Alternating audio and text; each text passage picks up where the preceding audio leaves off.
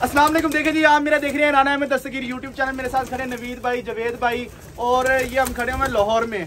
और कसूरी कबूतर देखें माशाल्लाह, आपको एक से एक देखने को मिलेगा। ये कसूर में भी अब कबूतर नजर नहीं आते जो इनके पास माशाल्लाह नवीद भाई ने रखे हुए हैं और जवेद भाई ने रखे हुए हैं। ये कसूर में भी देखने को, जिनको ये चाहिए आप मुझसे रब्ता कर सकते हैं।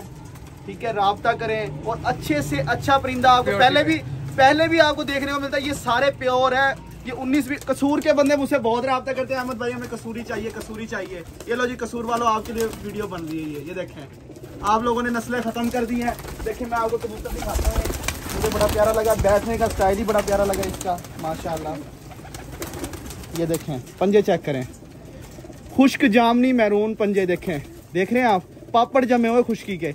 इन पंजों के अंदर वापसी बहुत होती है। बड़ा मजबूत कबूतर है, हाथ में काबू भी नहीं आ रहा। आँख चेक करें, देखें आप, जिंग चेक करें माशाल्लाह। माशाल्लाह देख के लाजिम बोला करें ताकि परिंदे को नजर ना लगे।